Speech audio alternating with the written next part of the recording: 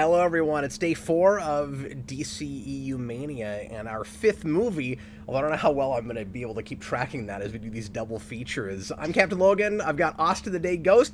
Tonight, just the two of us. We're not doing a whole panel for these. We're going to start tonight with Joss Whedon's version of Justice League, the theatrical cut, which came out in 2017, and then we're going to break after that and come back for another stream and also tackle Aquaman tonight. So, Austin, get ready for oodles of Jason Momoa action. Oh man, well, like I said to you today, we have so much Aquaman, and tomorrow is the 50th anniversary of Jaws, so it's the perfect time to be doing some Aquaman. I'm so glad you realized that. That's just hilarious to me. It makes me kind of wish we were watching Jaws. Yes, I will definitely be feeling that in like 40 minutes. We could be doing Jaws Mania, but then that would have been just Monday through Thursday. We'd be done tonight if we were doing Jaws Mania, and we wouldn't even have to double anything up. Mm-hmm. Yeah. Are there just 4? I think there's just 4. There is only 4, yeah. And I've never seen the sequels. Mm-hmm. Well, and 3 and 4 are like really funny bad. 2 is just kind of boring, but it's got its moments. Oh, that's sad. Well, hey, welcome everybody. Thanks a lot for being here once again. This has been going great. We've been having a really great time with this. And I just to check in real quick, I was both like kind of excited about doing this just as an experiment and seeing how it felt watching all of these in rapid succession, Austin, and also kind of dreading it. And even the bad ones so far, it's just been a good time. It's been a good crowd. We've had some really interesting discussions. Some ideas have come up that I haven't thought of before. I've learned some things. Last night doing Wonder Woman with you, I had a new perspective on the movie, and I didn't agree with all of your complaints, but I'm getting more of where you're coming from with that. And I don't know, it's been less of a waste of time than I expected. But there is one big thing that has come out of DCEU Mania and will forever be the reason it was good that we did it, which is, of course, Snot. Which is Snot. And that was just the second day.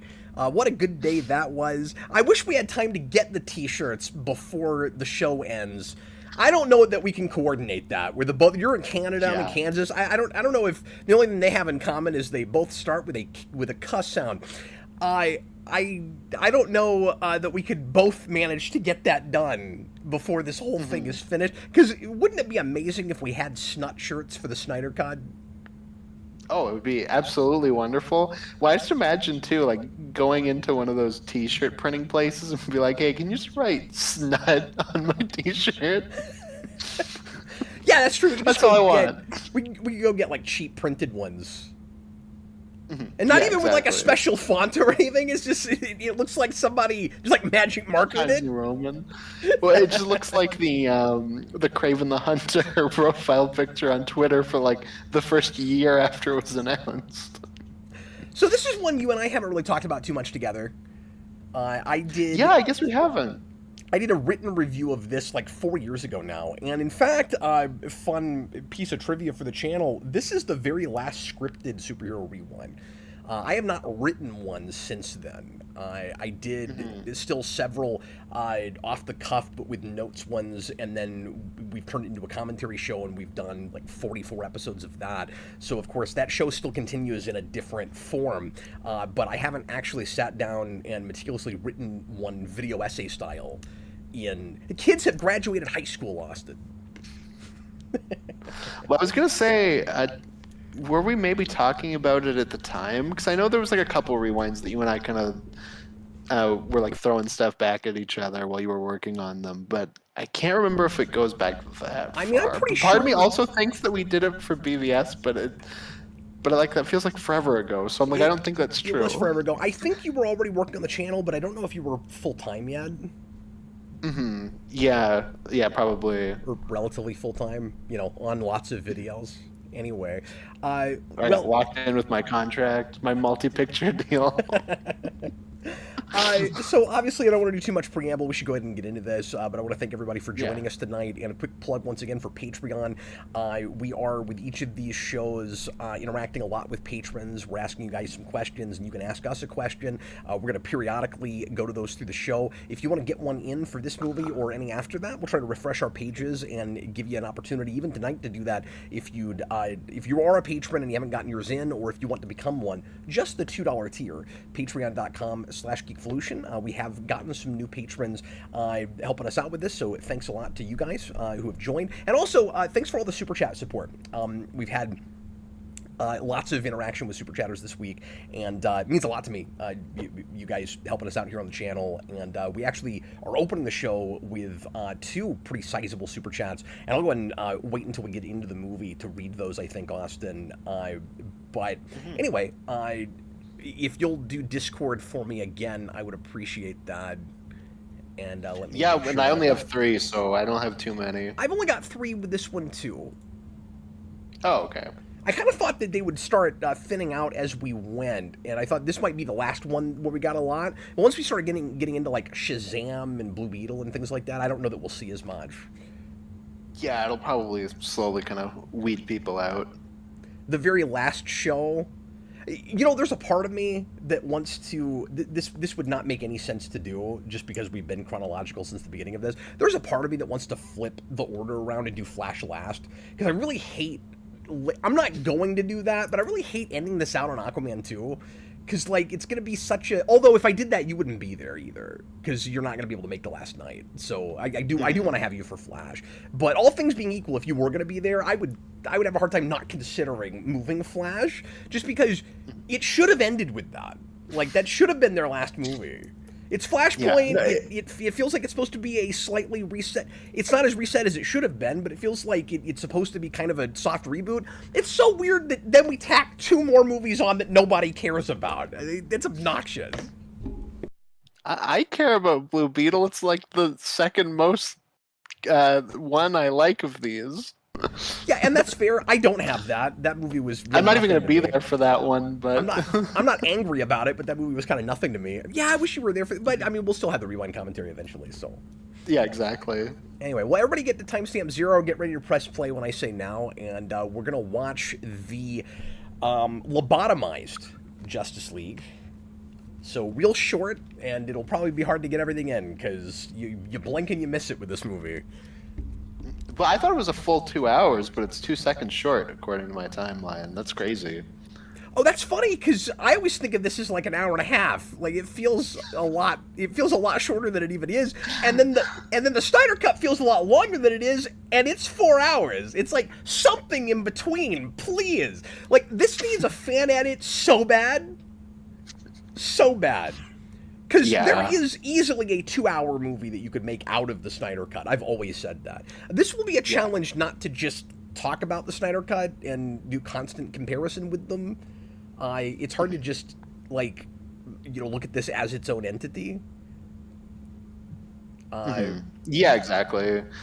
But no, I mean, I mostly have stuff to talk about with the actual quality of this version. Yeah. Well, and that's how I wrote about it, so maybe it won't be so hard. Anyway, without further ado, let's go ahead and get into it. Here we go. Sorry, I gotta fix my audio real quick. Everybody, get ready to press play when I say now. DVD, Blu-ray, HBO Max. There's not a Max logo in front of this one, at least on my end, but you might want to check that, just be on the safe side, get past that. And here we go. Everybody, please press play right now. So I had this thought today, Austin. It's interesting. This is not 1-to-1, but it's interesting that there are almost as many movies in the MCU before you get to Avengers, or almost as many movies in DCEU before you get to Justice League as there are with Avengers. Because MCU had 4 and this had 5, and with MCU there's only or no, I'm sorry, strike that and reverse it. MCU had 5, and 2 of them are Iron Man. So you would almost have the same thing if it wasn't for Iron Man 2, except the sequel to Man of Steel also has Batman in it. And so it is a sequel and it isn't just the Batman movie. But it's kind of interesting how that almost lined up. It is like if you merged Cap 1 and Iron Man 2 into one movie. This is the worst way to open a movie. Just in general, like we're already starting with the bad CGI mouth thing and with like weird iPhone footage. Why is it that And it's also supposed to be a kid, but it's like right up to his face. It's not looking up, but it's a little kid talking. No, I disagree with you. It's looking up a little bit, but the kid is too tall if that's supposed to be Superman. Superman should be like over 6 feet. I'm not buying the kid's height, but it's not right at head level. Certainly, it is not exactly, but it's like a slight lean. Like it's close enough to being head level. I don't know. I've shot enough stuff, and like I've had enough footage from like Jason when he was shorter that like that looks like somebody who's probably 5 feet or like a little shorter than 5 feet. Yeah, I feel like like if this were height level, like it's more like that. Well, it'd go the other way. Where I'm like it'd go up this way. Well, I'm thinking like he's that way, but yeah. But he's standing here. You'd be aiming your phone like this, looking up at him. Yeah, I'm saying like if he's here, like it's like that. Okay, I see. Maybe it's hard to see my phone. I dropped it. Honestly, I'm trying to stretch this argument out as long as possible because I think it's freaking hilarious. It's a mania. That's what we do. I'm within my rights, sir. So why did the mustache thing look so much worse on the small screen than it did on the big screen to me? Because I actually, on the big screen, needed someone to point that out to me, and I felt so stupid that I didn't notice the mustache thing. And then ever since then, it's been as glaring as it was for everyone else. I think like we all have moments like that though, where we don't notice something, and then when somebody like really points out to you, you go, "Oh yeah, no, that is really bad," but you weren't really thinking about it beforehand. The first shot of this Batman here as well, like when he's on the gargoyle or whatever, looks like they took it from a video game. Yeah. So, with what you were saying about the opening, with the cell phone footage, because we just argued about height for 5 minutes, that is such hard course correction. Where, like, that's Whedon or Warner Brothers are both going... Because it's hard to say with some of what he does, just to not be disingenuous, like how much of it is his ideas and how much of it is what Warner's is asking him to do. Like, how much of it is he's coming in and doing a job they asked him to do, and how much of it is this was the closest he could get to turning Snyder's vision into his own. That's a theme that we could run with, certainly. But anyway, it just feels like massive course correction where it's like you're responding to people feeling like this Superman is dark and cynical and doesn't talk to people and is monosyllabic and isn't really a role model for children. So you open right away with, look how much of a role model he is, and you have like bright colors, and the suit looks awful on cell phone footage and with that lighting, and like that suit looks better with not as muted of a color palette with Man of Steel. But I mean, you gotta mute it a little bit, like that. Like that doesn't look good. This is one of my favorite just setups for a plot. He finds the parademon, it explodes, and it's like where it explodes, it like leaves an imprint of the MacGuffin. Yeah, why does it do that? That's so lazy. Well, that feels like a 60s Batman plot, where it's like the bad guy would have to intentionally make it do that so that a hero can go solve the plot? Mm-hmm. Yeah, but why? Really? They should have just used that at a candy scene Robert told us about. That would be much better. And then you get like tonal whiplash, because all of a sudden it opens with a credit sequence that feels like what Snyder might have done, and it's not what he did. Now that we have the Snyder cut, but there was some debate about initially whether this song was Snyder's idea or Whedon's idea, because this feels like more of a Snyder idea. The song pick opening with a sad, somber song like this. This feels real, like kind of calling back to Watchmen, and he didn't even do that. I mean, looking back at it now, I can tell it's not Snyder footage just in how it looks. But at the same time, like, yeah, I think we all thought that at the time. Oh, Connor Nielsen is in this movie again. She is in this movie. No, he is. Connor's in here. He's Oh, Konnor. Oh, Connor, okay. yeah. Yeah. There he is. Oh, did it say? Oh yeah, we're gonna have Amber Heard in this show tonight twice too. That's true, and this time she will not have a British accent. I can't even say Amber Heard correctly because I, like a lot of people, got a little bit sucked into that trial, and I'm not going to talk about that because it's been too long, and I don't like to get into that stuff on the channel. But the only thing I'll mention about that is, do you remember what I was making fun of when that was happening? When Johnny Depp would get up into the microphone at the trial and he'd be like, "Miss Heard?" And just the way he says that, like, I can't say Amber Heard right now. I always want to say Heard.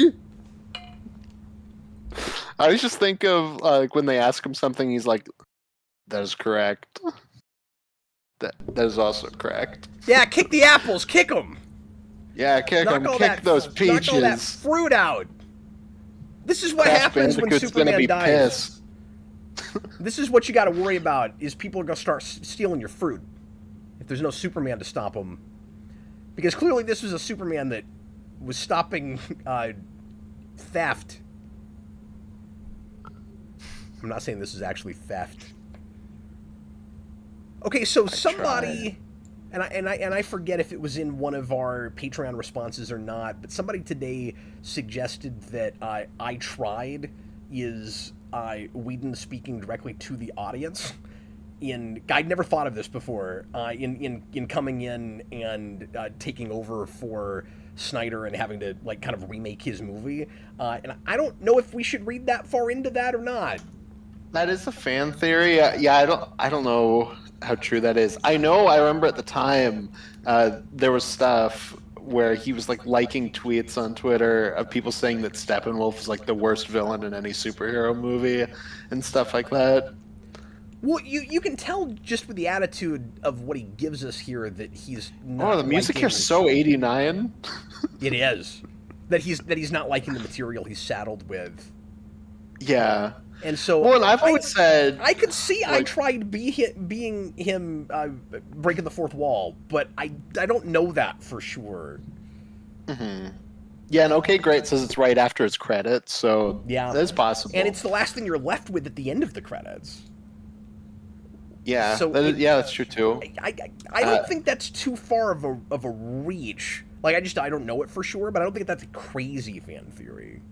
Dun-na-na-na-na-na.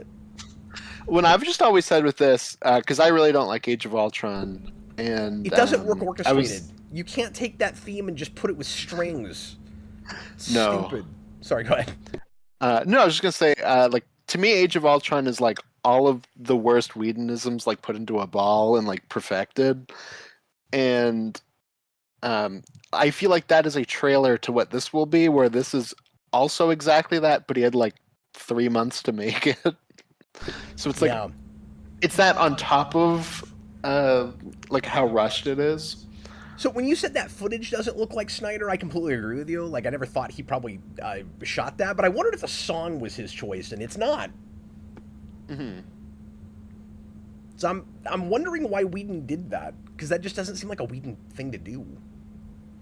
Maybe he was trying to do something that kind of felt like it was in line with that, but he just doesn't get it. And then so much of the rest of this is like massively trying to brighten it up and make it, in a real desperate way, appeal more to children.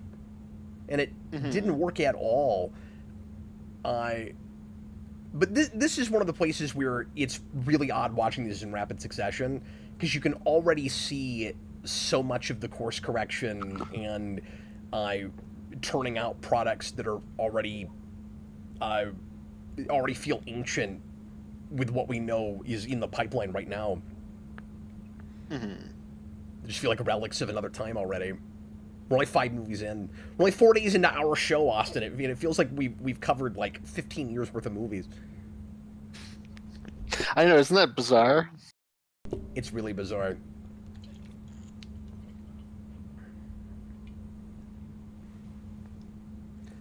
So, it is kind of funny though when you think about it that like for our Trinity, I guess their iconic themes are the Danny Elfman Batman, the Donner, or the John Williams, I should say, Superman, and then And the Junkie Junkie XL Wonder XL Woman. with strings. Good job, Danny Elfman. What would have been great is if Danny Elfman went in and went, no, we're going with the definitive themes of these characters. So she comes in and it's Wonder Woman! I was just going to say that. Yeah, they do an orchestrated But he version of does it that. with strings! Okay, let me read these super chats before I go too far away from it. I want to thank Kyle Plays a ton for his super chats. He says, "Oh, and I wish I realized that this is what the first one was. You know, things in Metropolis are bad when people are kicking fruit over. Somebody save us, not the fruit! Somebody save fruit." Who put all Those these bastards coming in for all the peaches. put all these damn fruit boxes here? He also put in a $20 super chat. Thanks a ton, man. Really appreciate it. The last DC movie I ever saw in theaters. It was just so embarrassingly bad that I took my Pop-Tarts and never came back. Okay, I have a lot of questions. Why were you bringing Pop-Tarts to the movie theater? Did you buy them there or did you sneak them in? That's what I want to know. I've seen people sneak weirder things into the movie theater. Bringing Pop-Tarts is fun. Sure, but if you bought them at the theater, I want to know what theater is selling Pop-Tarts and how expensive they are. I want to know if you bought $8 Pop-Tarts. It's $4 a damn Pop-Tart.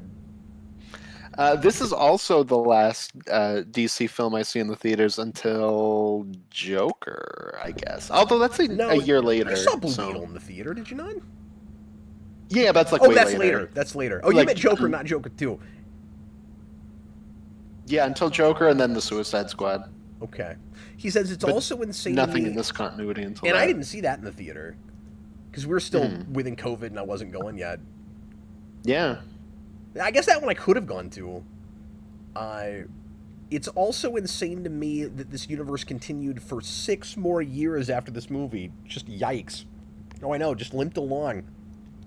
And as I keep saying, that it keeps reinventing itself, and you keep kind of wondering if you're even technically in the same world and what the continuity is. It's also odd to have a shared universe with as many different cuts as we have. It's like, which ones even count when you're looking at a whole series? That kind of drives me crazy.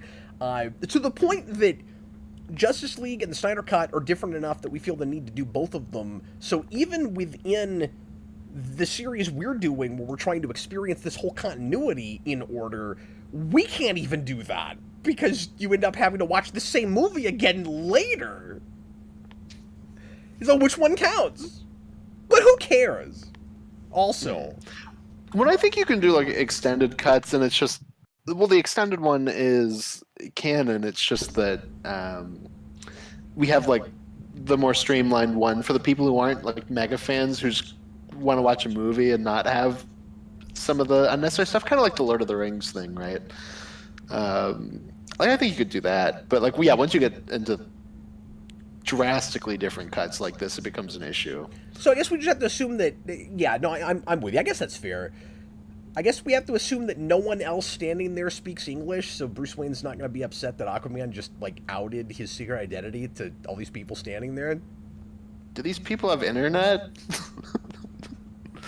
Yeah, no, I know. That's really funny. I do think Momoa is charming in his way sometimes. Like, he can be kind of obnoxious. There's places where I see a real kind of heart and spark to his performance. I like him better in the Snyder Cut, I think. I mean, it's been a while since I've seen that. But that's true of everybody. Yeah, I remember saying that with, I think he was my best thing when we did that. We did that spoiler cast, I think. And it was like in comparison to this, where I thought he was a lot better.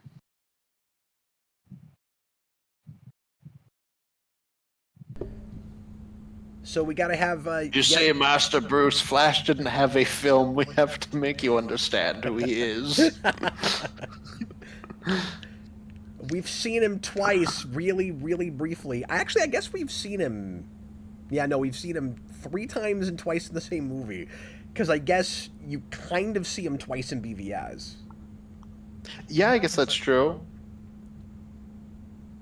We've seen him more than Cyborg and Aquaman. Well, not at this point with Aquaman, but Well, Cyborg was just a logo, and I'll never understand the logos. Like, did Lex come you up see with him where those? he's like T-posing in the background, and Oh, then that's the right. mother box like flies up to him, and the shot looks awful. Because you see It his looks like dad super fake. in Yeah, right in the monitor. yeah. Now we're just going backwards. Now we're just talking about the other movies. He just has to save it. I mean, I guess I like the idea that Bruce is feeling responsible for Superman's death and trying to do what he thinks Superman would do.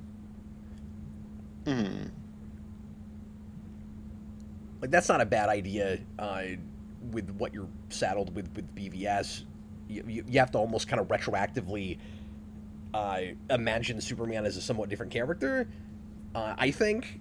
And you have to kind of imagine that they shared more screen time together than they did. I've never had this thought before, but I think it's like the one time we break the rules with the Flash's powers, where here they go like really over the top with the lightning thing. Yeah. I think it's the only time he ever just does something really fast and it doesn't have that. But I could be wrong. Yeah, and that's just contrived so nobody would notice it. Yeah, and it's just there for a dumb Whedon joke and it's not funny. That's real CW. That's not funny at all. But I'm going to say that a lot. Yes. Because there's a lot of stuff in this that's not funny at all. And Hey, with look, this, it's Dr. Manhattan. yeah. Who's good casting. Again, the parents never get anything to do in these, but... Yeah, I can't remember who they replaced him with in The Flash. But he was good casting. I wonder why he didn't come back in them. Yeah, I don't know. Maybe he was busy. Maybe he was just like, screw that. Yeah, well, he does work a bit. Mm-hmm. So he was probably busy. Or for some reason he didn't want to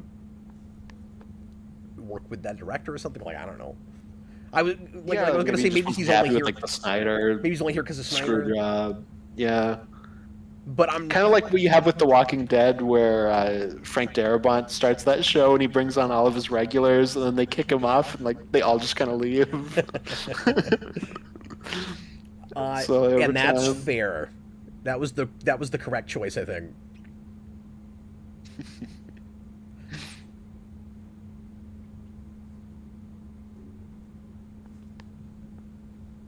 So I guess this compares to Avengers quite a bit, just in the cookie cutter, like getting the band together kind of plot, except there's not a government component to it. Mm-hmm.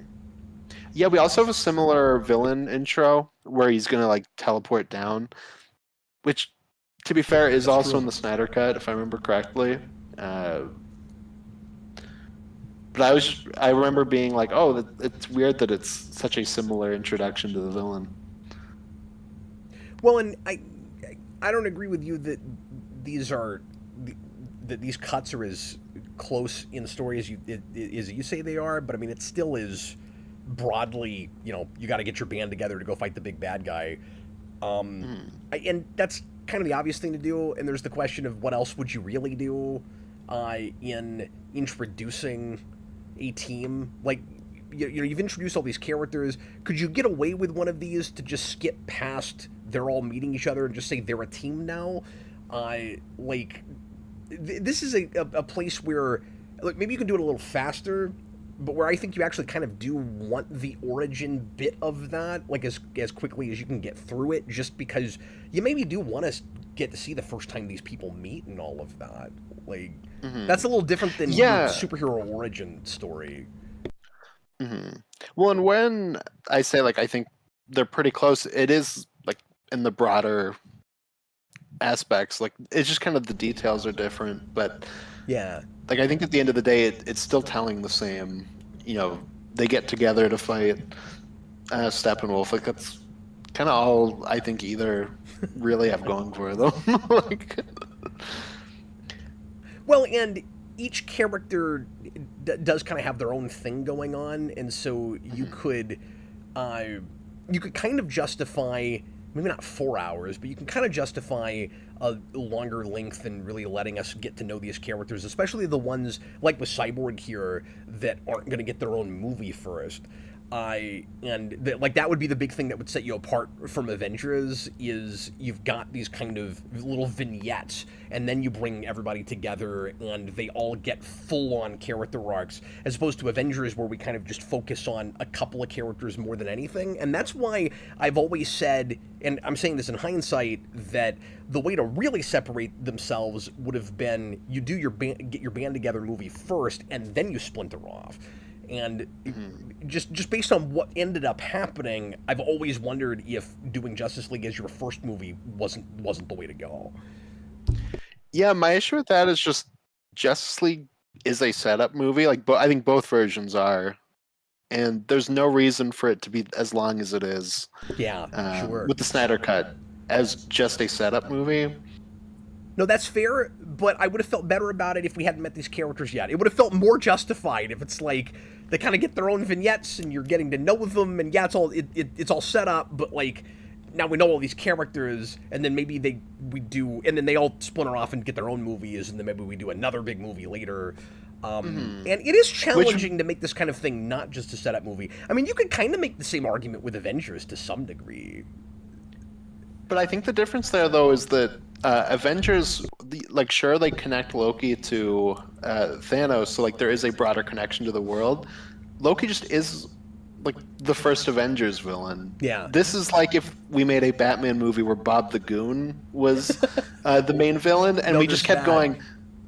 But Joker's going to be in the next one. He's going to be in the next one. I'm sorry, I see. And I'm like, you're saying set up because we don't even do Darkseid. Like, why do we need a 4-hour movie that is just set up for what he actually wants to make? Well, and maybe the most why awkward... could it have not just been that in the first place? Yeah, maybe the most awkward thing about the DC... I'll never understand that. I don't know why we did that. And you can't tell me that was studio mandated. Like, that had to have been Snyder just being weird. Like, I don't understand it. What I've always said, I'm like, I think they took the Loki thing where they're like, oh, well, the first one for Avengers, they fight a henchman of who the main villain for the overall series is going to be. But like I said, they made like an actual villain that, like a henchman, like he was just working for Thanos. Steppenwolf's like a nothing character in the New Gods. Yeah, I mean, I'm thinking of all kinds of minor but more well-known characters that have done their own things. Like, he could be Despero. He could be. Yeah, he's Granny not even Goodness. the most interesting Darkseid henchman. No. He's like maybe one of the least well-known. Like I said, it would have been strange. Dies like immediately. But would you have argued, or would you have felt that it was as lame if it was Granny Goodness? Like, I could kind of see a scary Granny Goodness plot. I don't know. I mean, I would still have that. Like, why didn't we just make a Justice? Like, if we're not going to do Darkseid right away, and I don't need Darkseid to be the main villain of the Justice League, like, I still would have preferred them to just do a different Justice League villain. Like, I still don't really need it to be a Darkseid henchman.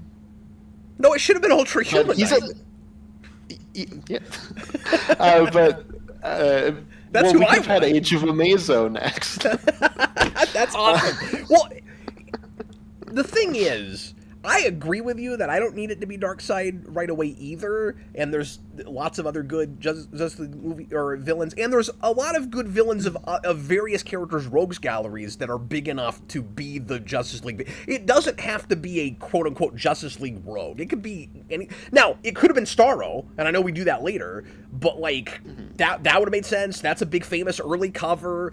But... considering how New 52 inspired this whole universe has been, it's very strange that it's not Darkseid.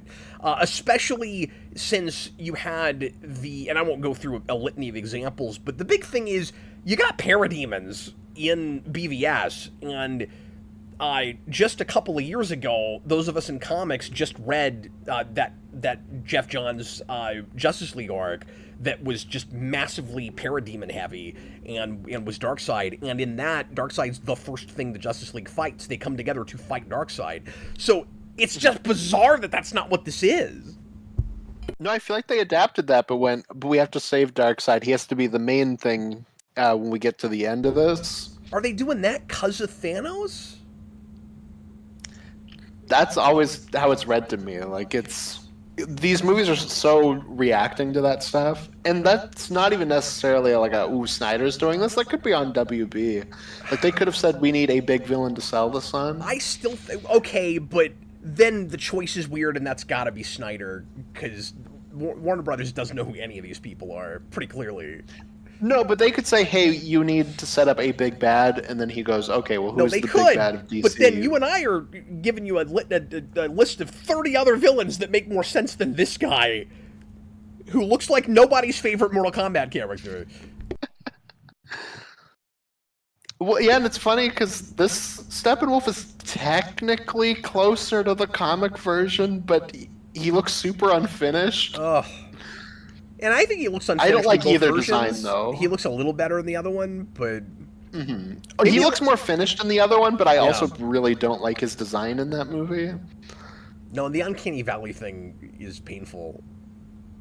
Let me read Super Chats. Brady, 499 Super Chat, thank you very much. One of the studio executives actually came out and said they wanted the Superman opening, but...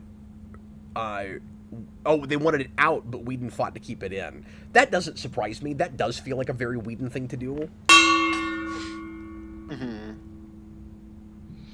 Yeah, it's unfortunate. It was the wrong choice. And that's when you're just trying too hard to take footage that you're stuck with and make your own vision out of it.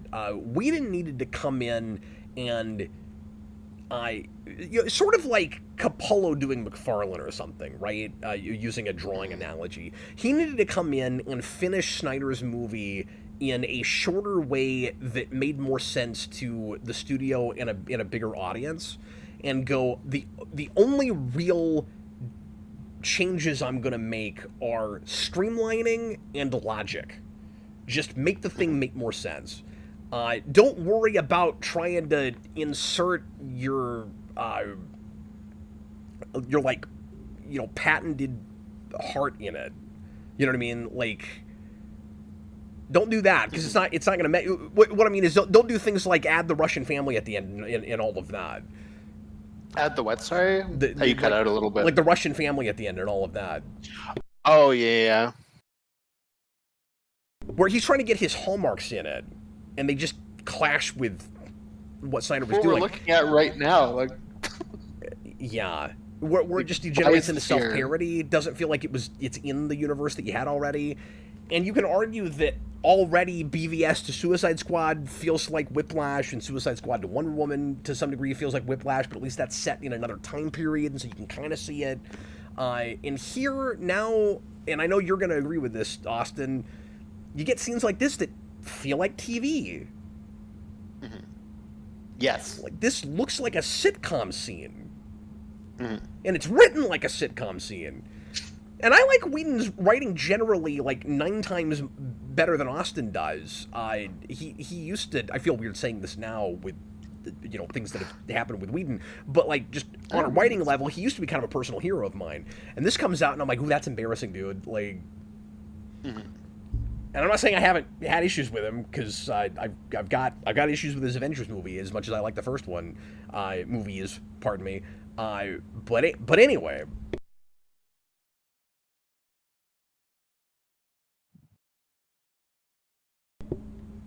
No, I'm ready for Martha for Lois to ask Martha if she ever feels not so fresh. Like, that is kind of how this looks. Do you think she's still secretly Martian Manhunter? Yes. Or as OK Great says, Martha Manhunter. Martha Manhunter. We'll get there, guys. We'll get there. That's in the snot. It's not in this one. It's in the snot.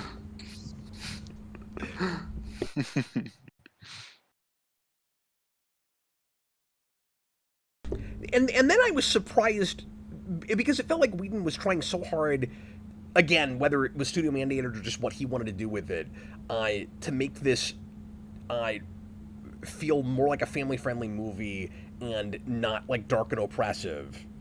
It was shocking to me watching the Snyder Cut to see how much less that felt that way than BVS did. Where I'm like, I think audiences would have accepted that more than this if you just found a way to cut, an hour and a half out of it. Yeah.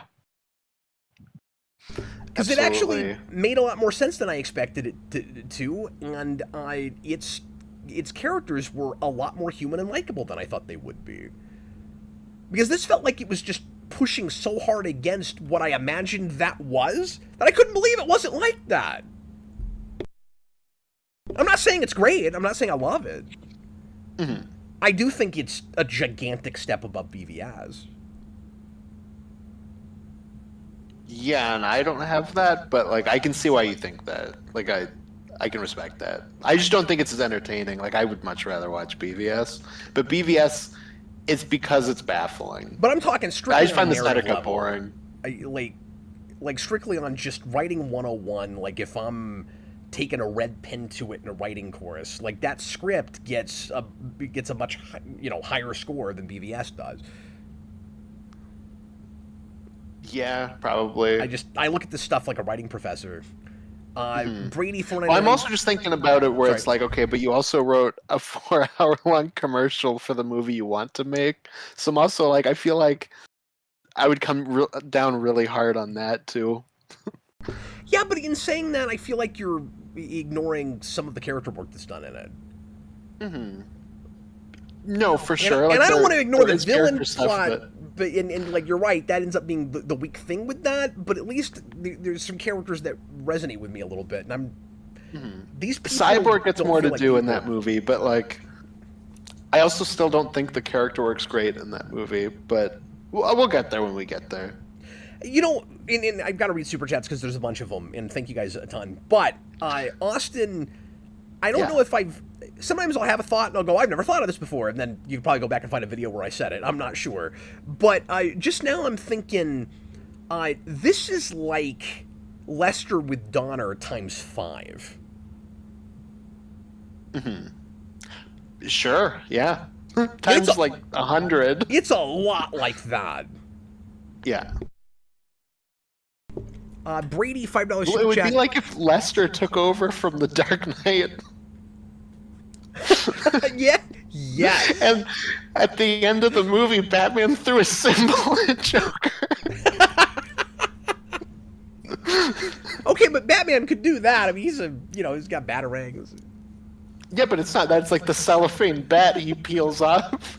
Yeah, but that's less weird with Batman than it is with Superman. You have to admit that. I mean, 60s Batman would do that. 60s Batman basically did stuff like that. But you cannot tell me that Dark Knight Batman can peel his symbol off. Okay, let me read these super chats. Brady, $5. Yeah. One of the studio executives... Oh, I'm sorry. I read that one. Let me make sure I don't miss anything. Pros and Cons Guy, $5 super chat. Is the newest Superman the same Superman in this movie? No. No. And like unequivocally, there's no question there whatsoever. It's a rebooted universe entirely. And we've already lived in that universe a little bit in a cartoon show. It is funny now rewatching this, now that we know some of this is just they put the models over other models, like Steppenwolf there is just Darkseid. And they just slapped the Steppenwolf model over him. Yeah, that's so weird.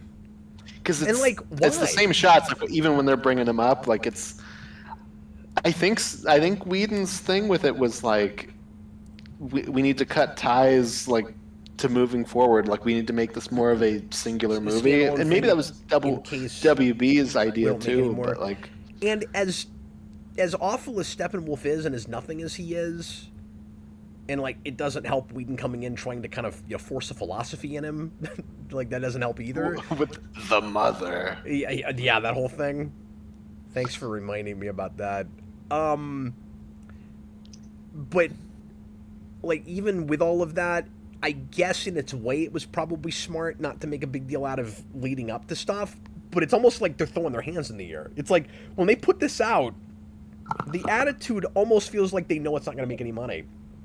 And then it's like, well, then why bother spending the money to fix it?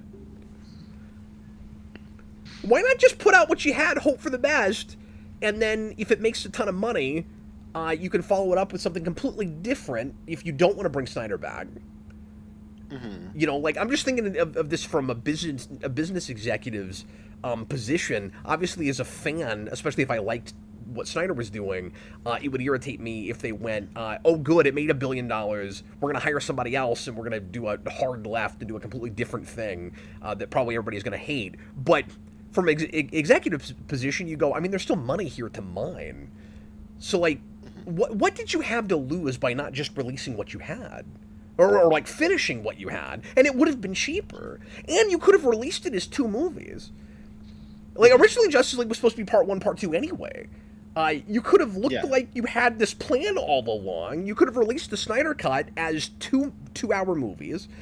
And I realized that it's 4 hours because of some extra stuff Snyder came in and shot. So I don't know if you actually had 4 full hours of material. You might have. I don't actually know that. Yeah, it's hard to say. It was probably like 3.5, 3 hours, I would say. I would guess. See what Barry So Allen, this is what Barry the Allen here doesn't uh, realize is that someday he actually will meet someone who looks exactly like him but isn't him. So look, it's foreshadowing. oh. This scene is just the Civil War Spider-Man introduction, but like a billion times worse. That's true. Where in Civil War we get like an idea of who Peter Parker is, like, Yeah. and how he fits into the like And there's a the themes billionaire of the movie. and there's a billionaire coming in to recruit him. No, it is Yeah. that scene. But Bruce Wayne's cheap. He doesn't come in and give him a better suit, No, that is true. which he should because the suit sucks. Well, and Peter Parker also didn't ramble about how much he doesn't understand brunch. Hilarious. And they put that in the trailer. I know, because when I saw the trailer, I was like, wait a minute. Is that the Civil War scene? And then I saw the movie, and I'm like, oh, it is. Well, and I get what Whedon is going for with this, and he's not the only person that's doing things like this with this character, because Flash has some of this also, but it's probably looking at this, where he, again, I gotta look at the Snyder Cut again to remember what exactly his performance is like, but, like, he's supposed to be, like, real ADHD, and his brain goes in a million different places, and he's constantly having all these weird thoughts because he thinks faster than everybody else does. And, like, I don't know, that can work. It's just the actual material is dumb. Oh, Ryder in the chat says, hit the bell. This is his Patreon scene. Oh, thanks, man. Austin winced a little bit there. Yeah, sorry, we'll get to the Patreon answers here in a little bit. I really hate this scene, but I mean that's fair if you like this scene. I don't like it either. But I mean, I hate Ezra Miller's Flash like completely. No, and with that take, Cap, like I agree, and I don't think it's an issue doing that. I just think A, you need a better writer than Whedon, and B, you need a better actor than Ezra Miller. Like all of that stuff needs to be a lot stronger than what we have here, so it's not just him being annoying and talking like he's a Big Bang Theory character. Yeah, yes. Well, and I'm not a giant Flash guy by any stretch, but I agree with the Flash fans that are tired of Barry Allen being an amalgamation of Flashes. Like, when was the last time you felt like a character named Barry Allen was Barry Allen? It's always like a little bit of Wally. It's always like a lot of Wally West and a little bit of Bart Allen, and like I don't ever see Barry Allen and Barry Allen anymore. Well, it's like I always say, like whenever we have legacy characters like this, we always amalgam them when we adapt them. Like Robin's got this, Ghost Rider's got this. Yeah, we talked about this with Robin all that. That's what I was gonna say is with Batman Forever. I don't even know if we made this point when we did that commentary recently, but you've got like some Jason Todd in there, Dick Grayson, because Two-Face kills his family and because he wants to murder someone. And then in DCEU, we amalgamated Tim Drake and Jason Todd to make a character named Tim Drake. Yeah, exactly. Yeah, whenever we have legacy characters like that, we tend to just merge them. Kyle Plays So put in a $50 super chat. Goodness, man. Thank you so much. Does anyone remember that Whedon was tapped to make a Batgirl movie? Yes, I do. Before he came on to Justice League. Yep. Almost makes me wonder if Warner Brothers was like, make this movie as popular as Avengers and we'll let you do whatever you want with Batgirl. I wondered at the time if that wasn't what they were thinking, or if just they already had this relationship with him and so he was doing them a solid. Because I think when he came in to do this, that was still like greenlit, like that was still on the table. It was supposed to happen. Mm-hmm. Am I wrong?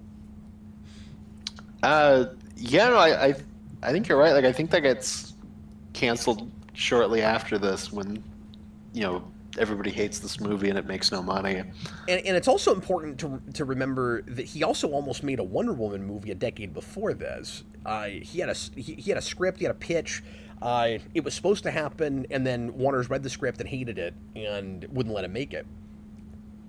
So you're cutting out quite a bit for me, like in the last couple minutes. Sorry, Cap. No, it's all right. Discord sucks. Hold on.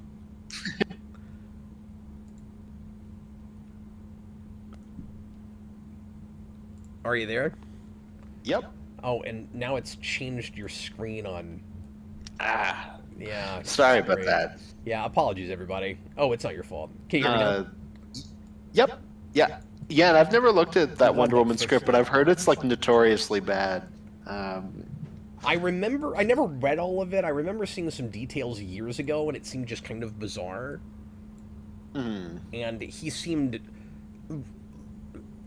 to really flaunt the fetish stuff, if memory serves, where it's like, I get having some of that because of the roots of Wonder Woman, but he was kind of crazy with it.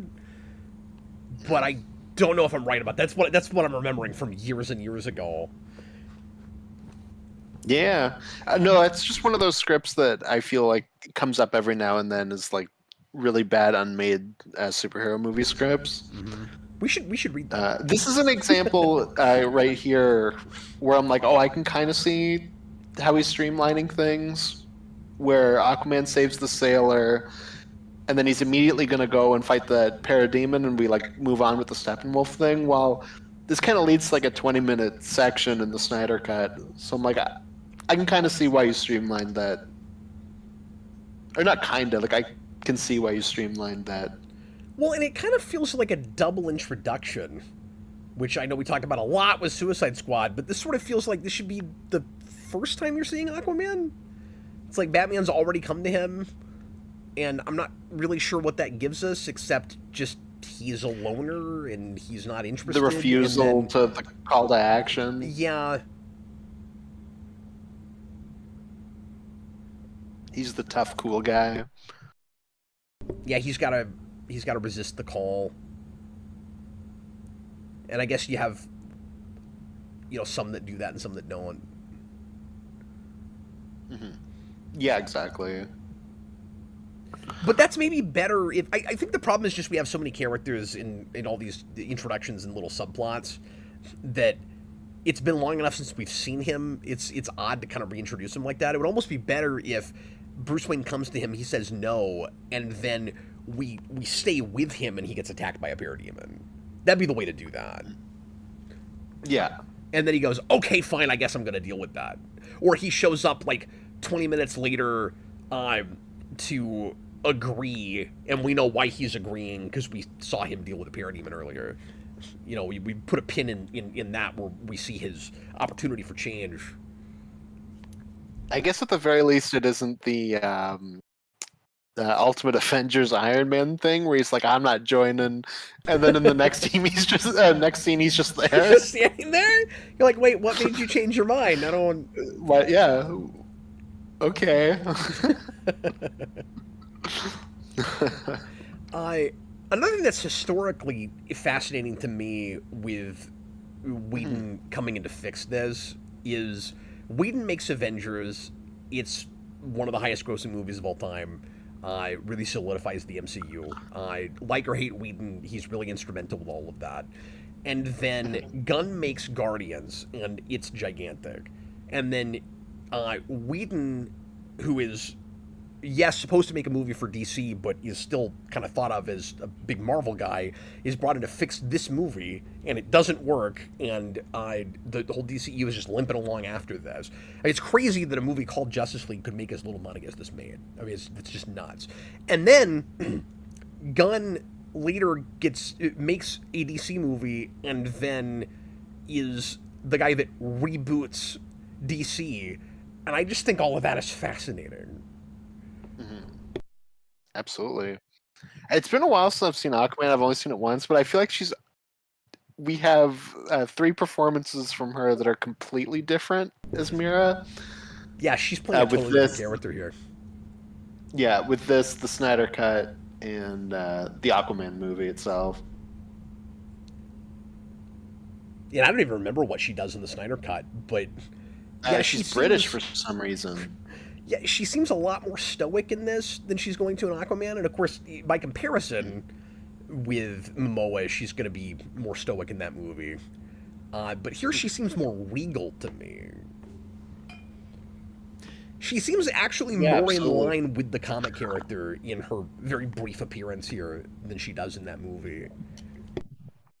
Yeah, and then in the snut, she's going to be like, "Oi, it's me, Mira." I mean, I can't tell. What's all this in? I can't tell she's not a good actress yet. She doesn't, get enough time to do anything. She doesn't get enough time to do anything. Sure. And I didn't this hate her isn't in the Aquaman. Jared Leto problem. No, and I didn't hate her in Aquaman. But now that I've seen her talk in interviews and things, and I have like feelings about this person, I don't know how I'm gonna feel about it actually watching that movie now. I don't know if I can separate them. You're just going to be like, this woman's dog stepped on a bee. That's all I can think of.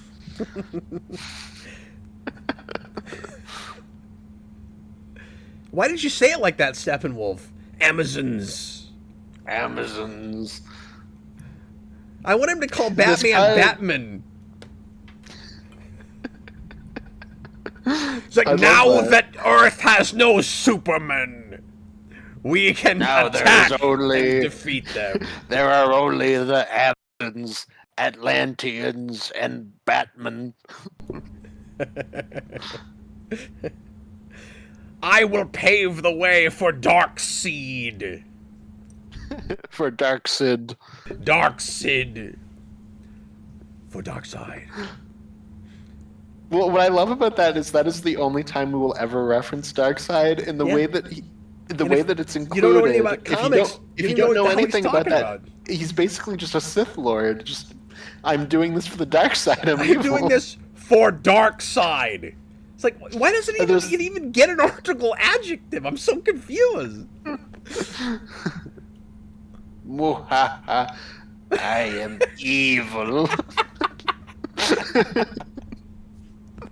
Or dark side, dark space side.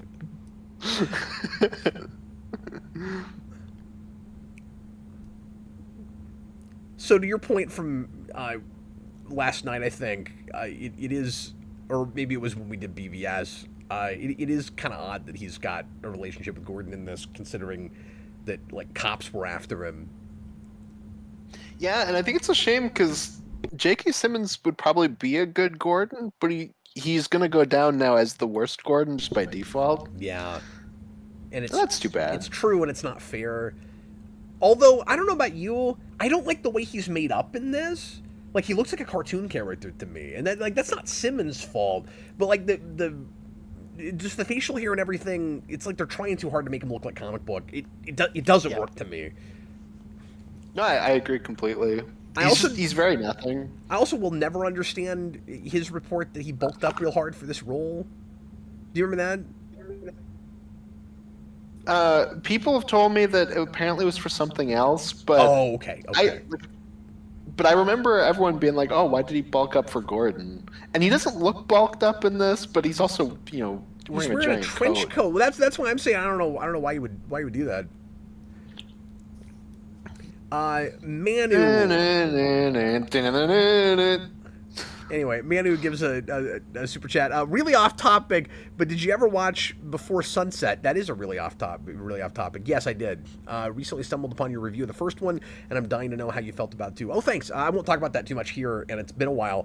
But I enjoyed the sequel a lot, and then I felt really funky about 3, and I don't know if I could ever go back to it.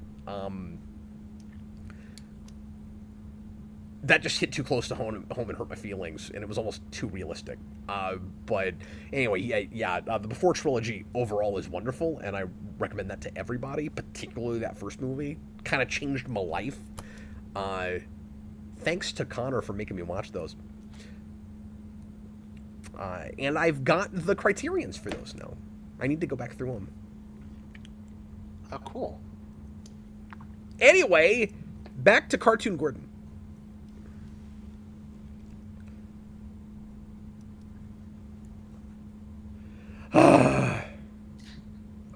There's no way Cyborg could just vanish.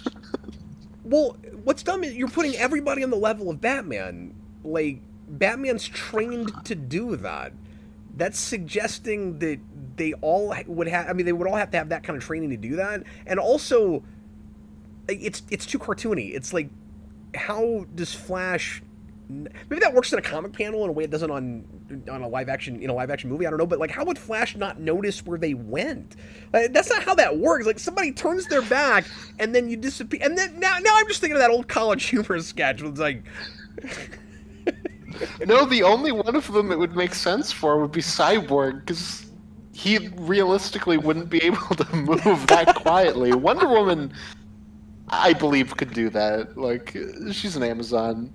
Flash is just fast enough, I guess. Although this one has the stupid lightning thing constantly. But also, you're saying Flash can only move fast, he doesn't have quick reflex? Like, how does he not notice that? It doesn't make any sense. Like, his perception would be a little heightened, especially the way we're playing this Flash. When Gordon and the Flash didn't hear Cyborg walking away. Yeah, every time he walks, it's like... do that. What did he use? Jets that we don't know about? That are really quiet? I don't understand.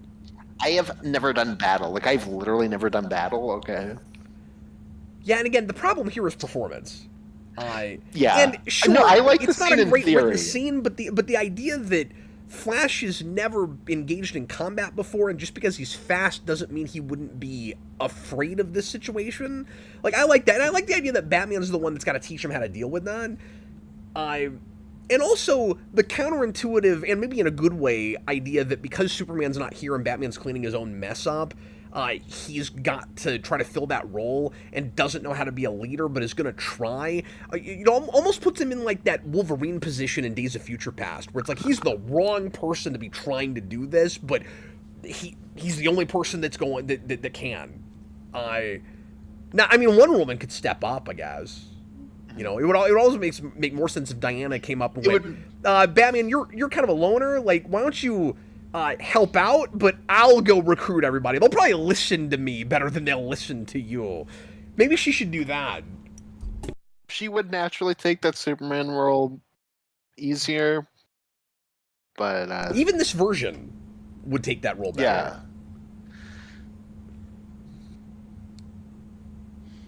There's a thing that's weird here, where in this scene...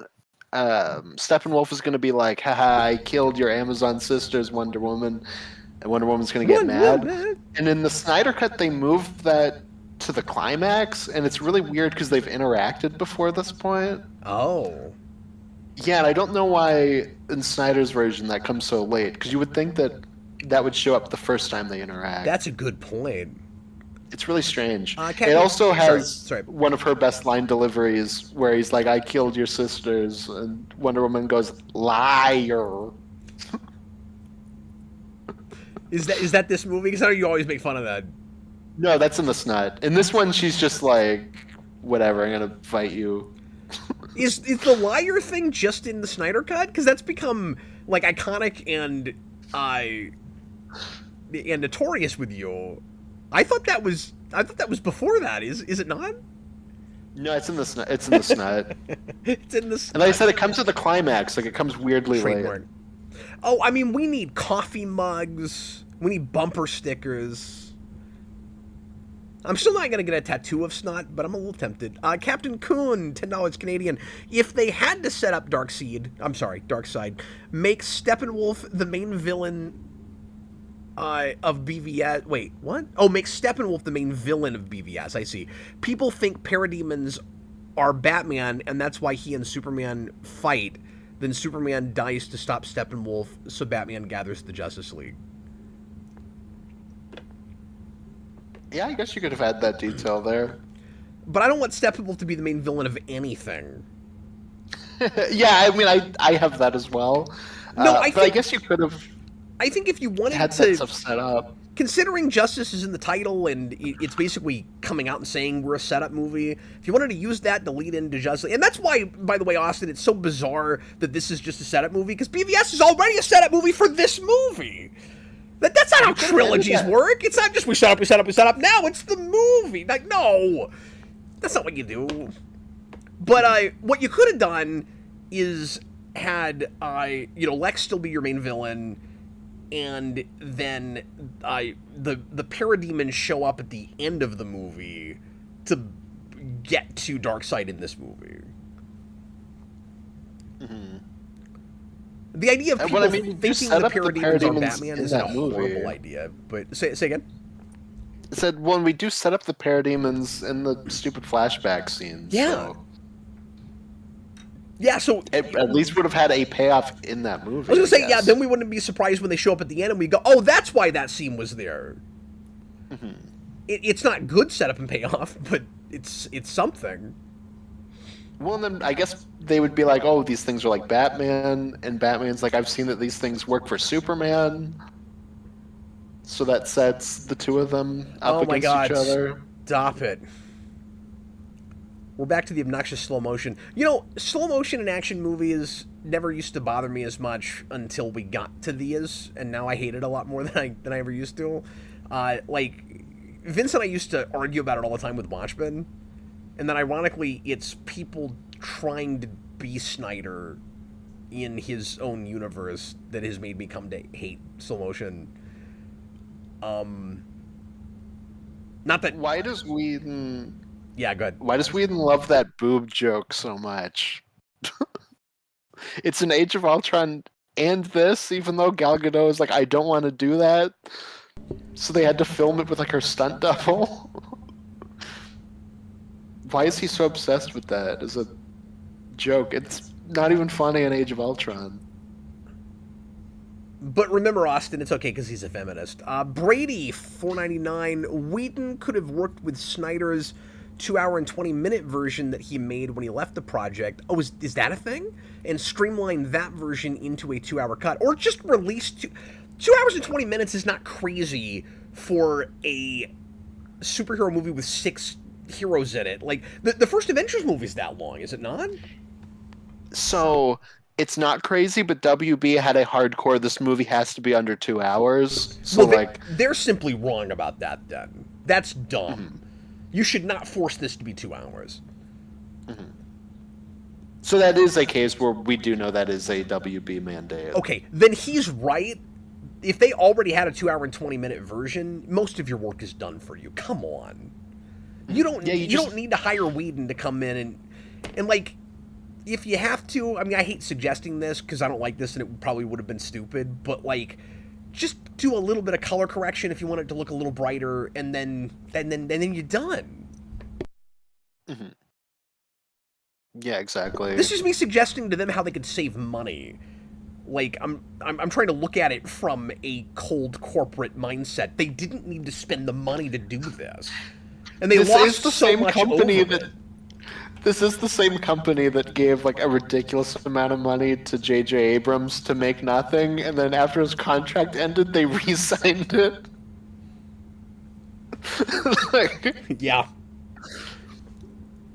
Dan Schneider, $5 super chat. And sorry we haven't gotten to the patron questions yet, but we've got a lot of super chats to go through. I want to get these knocked out. Ezra Miller is so annoying and ruins this movie. Thank God he turned out to be a mentally ill criminal so that we may be rid of that Joker. I'm just reading what he wrote. He wrote. No, that's funny. I also just had a realization. I am not going to say thank God he's a movie. mentally ill criminal because there were children involved. But anyway, sorry, go ahead, Austin.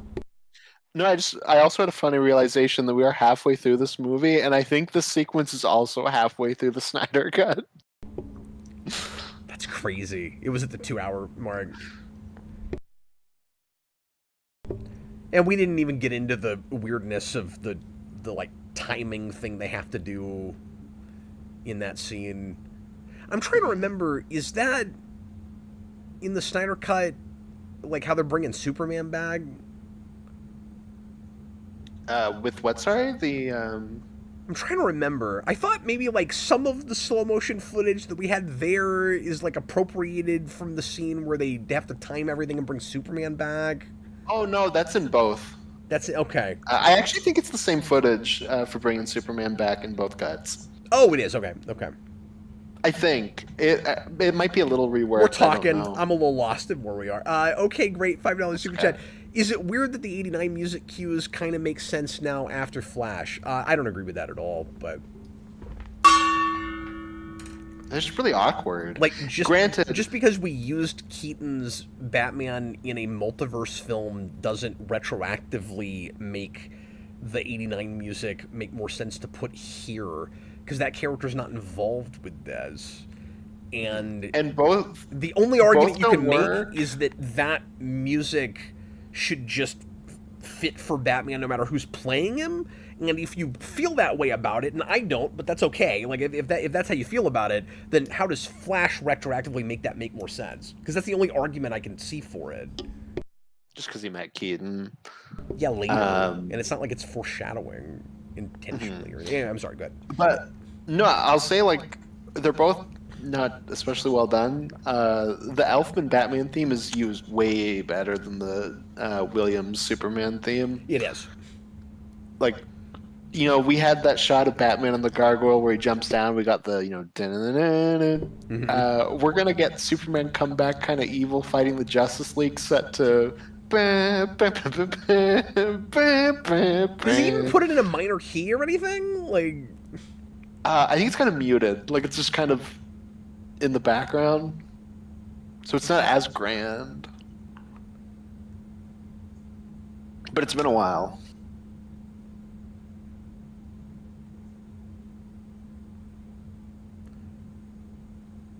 I'm trying not to just ask questions about the Snyder Cut because I can't remember it very well.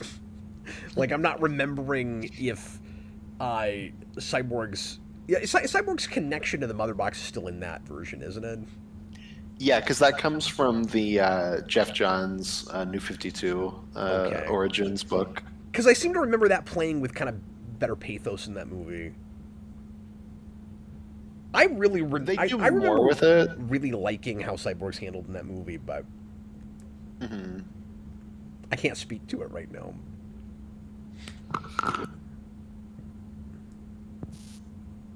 Does have the really cringy F the world part though in the snut. Okay, so that's the last line that you want Bruce to use here. It's so ridiculous. Because in BVS he's like, if there's even a 1% chance, you know, I've got to go kill Superman. And then now he's like, if there's a fraction of a chance, we have to bring him back. And I'm like, he's so extreme, and he's flipped completely the other direction now, and it's very silly. But we're doing it's the callback stuff. Like we're also going to get the "Do you bleed?" callback later on. Yeah, it's real cutesy. I don't like it because he's just so not self-aware. Like, it makes him feel less like a real person. It's like that's there because it reminds us of the last movie. Because Bruce would be like, oh God, I'm just as extreme the other way. Like, but Whedon is going, look how much this character has developed. He's flipped. Yeah, it's pre-Forrest. Yeah. Like, look how far we've come. You You needed another movie or something. I don't know.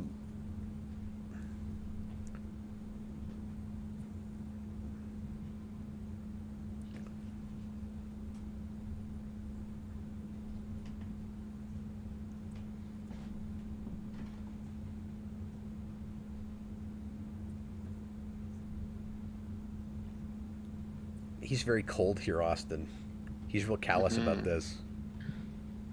I think this is where doesn't Wonder Woman like rough him up a little bit, or maybe not. I guess not.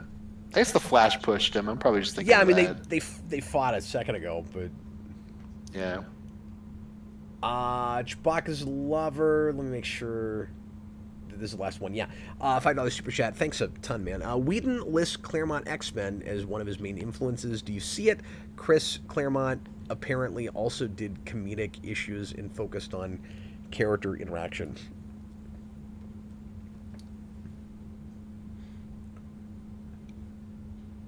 I mean, I don't Yeah, necessarily, but I don't. I'm not like super well versed in just X-Men comics in general. It's a major blind spot for me. I've read like a little bit of Claremont. I mean, Whedon does a lot of these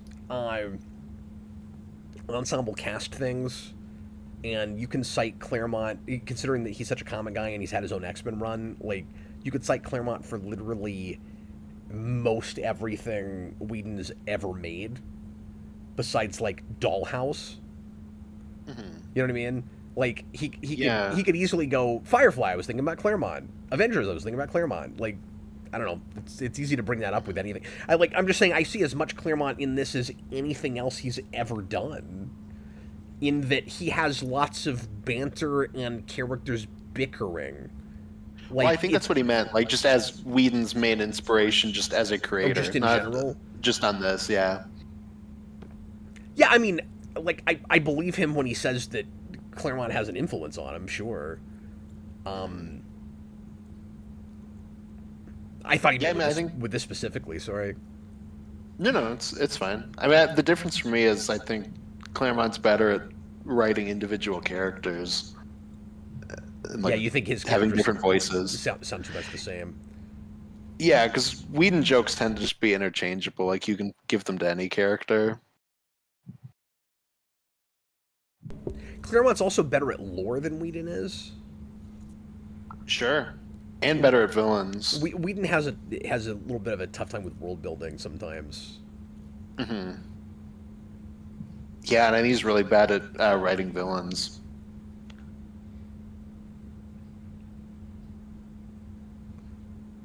Yeah, now I wish we were watching Pet Sematary. I personally think he's hit and miss with villains, but I mean, we can agree to disagree on that. Because I do like a lot of villains in Buffy, but his like actual comic superhero stuff maybe not so much. Yeah, fair enough. Did you have to say racially charged? Like what is yes. that? What did that even have to do with anything here? Like, he's socially awkward. No, I mean I get that, but you see, digging up a grave is racially charged. I think it's hard to make a character like this real likable, and I don't think we're accomplishing that. That's all I'm gonna say. I don't know if we ever accomplish it with Flash. I'm interested to see what the new universe will do. Like, if we'll just jump straight to Wally, or if we'll do Barry. I could kind of see it going either way. I could too, because I expect a lot of legacy stuff in that, considering how far into a universe it feels like we're already in. To our conversation the other day about Superman and Lois, already being at that stage in their relationship and all of that. Like, there's clearly been plenty of history. Chewbacca's Lover, $2 super chat. Said Claremont was important to him as Shakespeare. Sure. I mean, yeah, that makes sense. Austin, let's go ahead and hit some Patreon responses. Yeah, let's do it. I know, I feel like this is so dull. It's like there's barely anything to say about it. Well, it's funny because we were kind of rolling for the first hour, and I'm like, okay, I think I maybe already said everything I have to say about this movie, but it's Mania. We're running dry. It's Mania. We got to start responding to stuff. Oh, look, they're posing for a picture that nobody took. Oh, yeah. Batman looks like he's just like an action figure like this, just like the generic pose. Oh, it's Hero Cake Man. Oh, yeah. if he came back for this one, he would have a third accent. Do you want me to read the first one, or do you want to read the first one? Sorry, just real quick. I want the Kryptonian AI voice to come back so that Batman can be like, "Yes, I would." Well, you know what I want to happen? They revive Superman, and then Doomsday comes out of the water. Oh no! It's like Wonder Woman was right. We're playing God. Well, and it sucks because even in the Snyder cut, that doesn't. Oh, we do get the AI voice. I forgot about that. Even in the Snyder cut, it doesn't really go far enough with like the ethical consideration with this, and like, you know, what if he comes back wrong and all of that. Like it kind of leads to nothing. It's like he comes back and they fight for a minute, and then he's fine. And he's totally normal the rest of the time. Like, I guess that just worked itself out. You know, if you're going to make a big deal out of it, it just feels like that should be part of the conflict. Is there are going to be consequences for bringing him back from the dead. We need to really deal with some consequences. Even if eventually he's going to come out okay, he needs to be the problem longer, or he needs to have his own consequences for coming back. Where it's like, yes, he's back, but he's got some big problem he has to deal with, and we can have an ethical conundrum about whether or not it was a good idea to bring him back.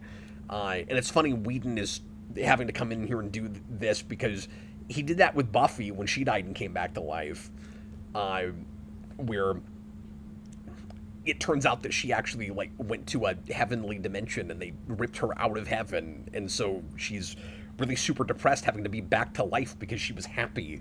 And we don't do any of like any kind of consequences for Superman except for one kind of easy fight. We have to do the heroes fighting each other. It's important. Also, Affleck's Batman looks really bad in like Daylight, like just being really well lit. Like not just daylight. Like yes. We're also like heavily lighting some of these scenes. Yeah, and it doesn't work. Well, Yeah. Speaking to something I said earlier, it's awkward because a lot of these costumes were clearly made for like different kind of lighting and different kind of shooting. Yeah, exactly. And it goes to the point that somebody made yesterday about versions of characters not Konnor, versions of characters not fitting on screen together. It has the same problem Suicide Squad did.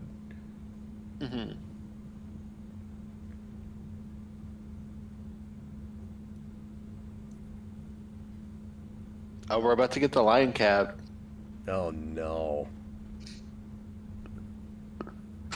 We're gonna get it. I was shocked to discover that was the Snyder thing. I mean, the Snyder has a different take, and I'm convinced it only has a different take because everybody made fun of it in this. No, I'm sure. Let's wait for it. I'll start reading these in a minute. I won't wait for this line. Yeah, but we got to do it.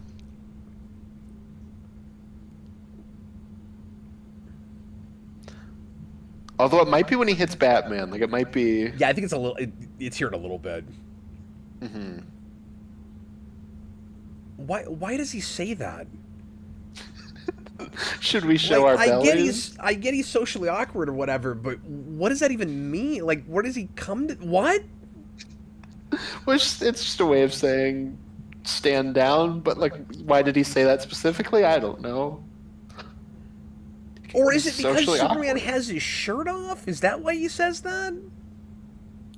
No, that's just like a phrase. Like that's what a dog does when it like backs down. Oh, is that what that means? Like, no. No.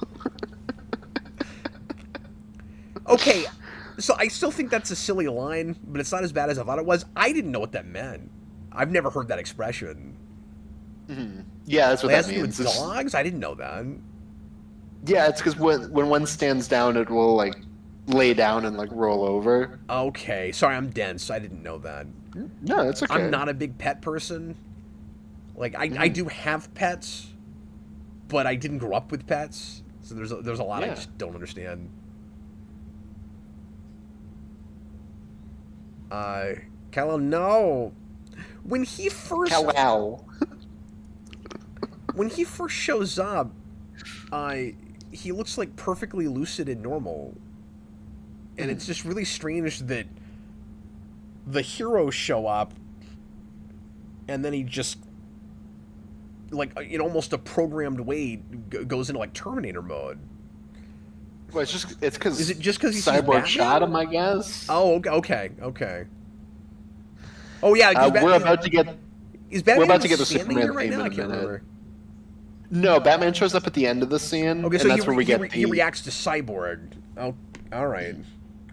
Because that's where we get the "Do you bleed?" Well, when it's Batman weird. shows up later. Like I said, Terminator. Cyborg even says he's scanning us. Like that's not how Superman works.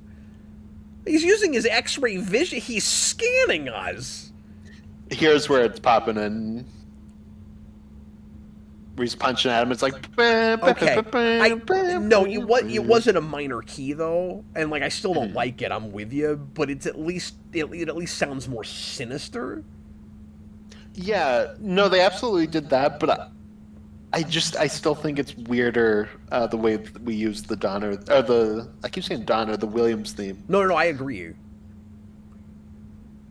But you were humming it major, and I was like, surely they didn't do that. Oh yeah.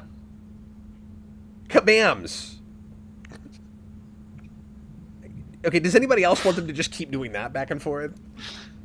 Yes, because her reaction was really funny. Headbutt. It should be like the pilot of the Patrick Warburton Tick series, where it's just him and the Red Scare. They like smack each other's heads for like 2 straight minutes, and then Tick goes, "Knock it off!" Him picking up Batman by the mouth is also really silly. Yeah. And going, "You won't let me live. You won't let me die." He's gonna have neck problems tomorrow. Oh no, that focus thing is obnoxious. And then why does he say it like that? Bleed? Do you bleed? Clark. What else is the key? Pones $1.99. This movie sucks. I'm glad he's still here. Oh, it's beautiful. I just came in to say that real quick and leave.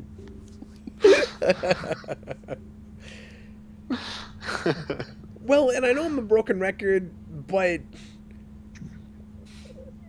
I guess just because Superman does his big epic sacrifice at the end of the last movie, we're all supposed to decide that he's just the like typical altruistic Superman now.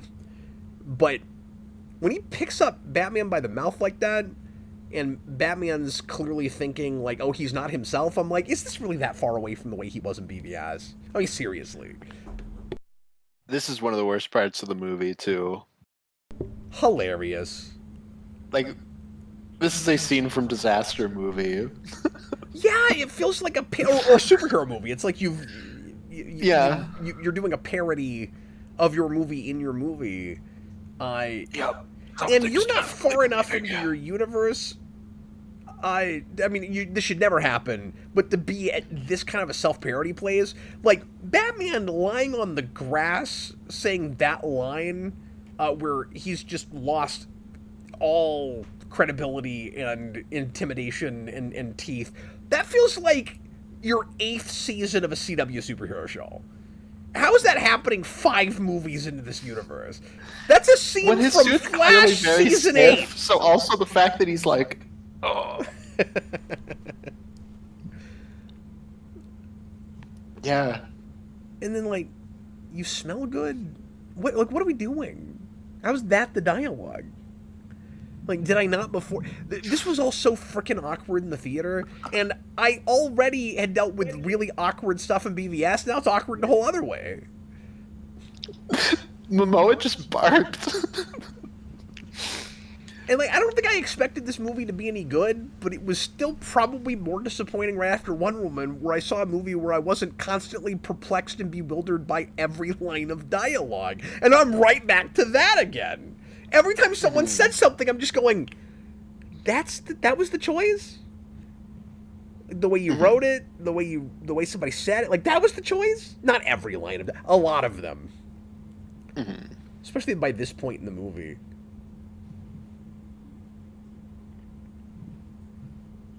I think every time is a bad time to bring up your blood sugar. Yes, please kill yourself, Flash. Stop talking. Okay, let's read some of these. Shall Yes. Do you want me to go first, or do you No, want I me to can go first? start. Okay, great. Favorite scene: Batman's pep talk to Barry, save one person. I mean, I'm with you. That's a nice moment. The thing he'd change, I think Whedon already changed enough. And the thing he's surprised by, I'm surprised Warner Brothers didn't cut their losses and say, screw it, Superman has a mustache now. There's footage out there with Superman sporting a glorious mustache, and I would pay good money to see it. Release the mustache cut. I agree. I also just love that WB made footage where they CGI'd a mustache onto Henry Cavill and showed that to Paramount, and they were like, look. If he shaves it, we will pay for this to happen. Look how good it can look. And they were like, no. Why would we do that? That's amazing. Oh, and then this is that they were bit 100% correct, because that was the better movie. This is that bit where she suddenly got that cape for no reason. Why is she wearing that? Well, and this is also the scene where we're like, oh, look, Bruce, has consequences for being hit by powerful people. Whedon also, I think, is leaning into a Bruce and Diana romance, or at least hinting at one. Well, but apparently that was supposed to happen with Snyder also. Was that supposed to happen with Snyder? Mm-hmm. Yeah, remember we were talking about that. Sure. We were talking about that the other day, where the idea was supposed to be eventually she would get pregnant with his child, and then that was Lois. Raise it. Oh, it was that supposed was to be Lois. Oh wait, Lois and Bruce. Yeah, so the idea was that's right. Okay, maybe there wasn't a movie, a they connect through losing Superman. I'm sorry, I was conflating a couple of things. It's been too long since I thought about all this. Okay, apologies. That's all good. Now that you say that, I'm remembering that from the other day. But yeah, maybe they wouldn't have had a thing, and they have a thing in DCEU, and I never liked that either. Yeah. I mean, we keep doing that with Diana, where we put her with Superman or Batman. I have liked her with Superman before. I'll stand it's by better that with that during New 52. But the reason I liked it there, and I mean, they had cool chemistry. I actually bought that whole run. There was a Superman Wonder Woman book in New 52, and I really liked it. I haven't read all of it, but I liked what I read of it. I should actually finish that at some point. I've got it. But anyway, I really like what they do post-Crisis as well, where she meets Superman, and it's having a first crush on a boy. Oh, really? And and it's pretty neat. And they do it with both of them. I know Superman's got a thing for her, but it's she meets Superman, and it's oh, this is the ultimate male. The reason I liked it New 52 was because that was supposed to be a reboot, and it felt like a real departure, where we were trying something different. And okay, so maybe there's precedent, but he'd been married to Lois Lane in the previous continuity, and this is supposed to actually be a reboot. And even though we kept, some stuff in a bubble, it was cool that they did something different. Mm-hmm. Yeah, absolutely. Look, they're meeting on their green screen. Yeah, they're probably not even they're probably not even there the same day either. Clark looks like he's in Zod's hallucination right now. A bunch of skulls are going to start piling up. Lois, and then he's going to start sinking into the ground. All of a sudden, Lois, I'm dying again. He's going to be wearing black plaid. Austin, go ahead and read the next one, would you? Yeah, absolutely. I'm back. Everything's fine. Everybody was worried that I would come back a zombie or something. The only consequence is Batman got his shoulder out of socket. That's it. We're fine otherwise. I got Batman by his mouth. That was the only thing I did wrong. Yeah, why? Sorry. He grabs Batman by his mouth, and then it's his shoulder that's all messed up. Is there a particular thing that happens in that scene that causes that? I think it's because he hits him like that, and then he goes into a car. Oh, okay, that makes sense. but it also looks more like he hits it on his back. But I think that's what it's supposed to be. Okay, whatever. So cereal when pigs fly. My favorite scene is the I bought the bank scene. Oh, yeah. For the changes, he says, I would just let Snyder do his thing as a parent with the snut. And Trademark. Look, we get a quarter every time you say it. Exactly. And then for the thing he was most surprised by, he says, I was really hyped for this movie as a teenager and was lucky enough to meet Ray Fisher after the initial filming of Justice League. Oh, crazy. Before Joss Whedon came onto the project. He's one of the nicest people I've ever met and took the time out of his day to tell me about some of the cyborg scenes that he'd filmed. In particular, we were talking about the football scene at the time. There was an early trailer with that footage in it, but was cut from the movie, so I was surprised and confused. I knew he hadn't lied because the footage was in the trailer. Obviously, now we have the snut, so his character can be restored. Question... Yeah. If you could sit down and talk to any DC film actor, writer, or director, who would it be and why? Who comes to mind for you first? That's a cool story about Ray Fisher, by the way. That is cool. However you feel about that guy, it's cool that he had that interaction with him. Yeah. I'm trying to think, because I'm gonna try to give an answer for all three. So DC actor.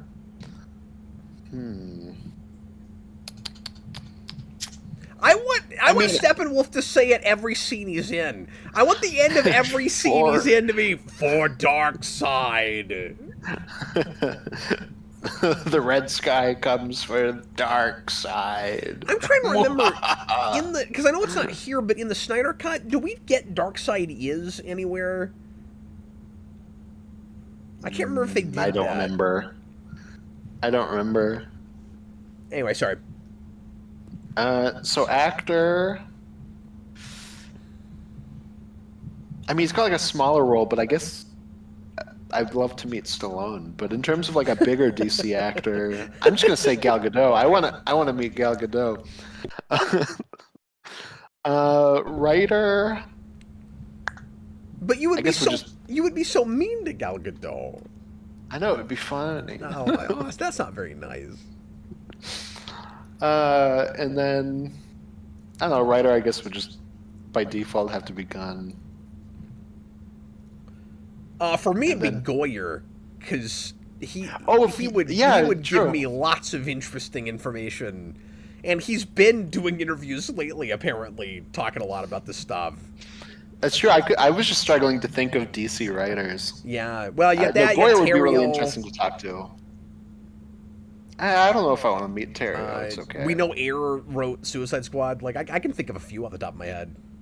Mm-hmm. But yeah, Goyer would be director. Oh, okay. No, my actor is I want to meet Black Adam. Yeah. That's 100%. Yeah. I want to meet The Rock. There we go.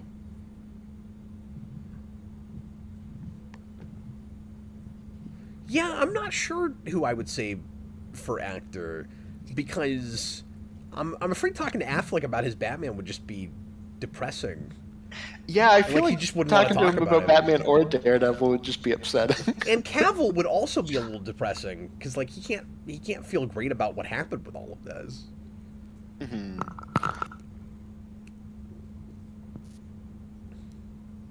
Yeah, I guess of the main Justice League we have here, Momoa would be the actor I would be most interested in meeting, just because I feel like he's probably a cool guy to talk to. Yeah.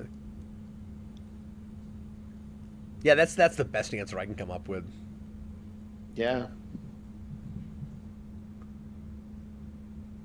How many times are we going to do this joke across the DCEU cap? It's at least 3, right? I think you get one of these.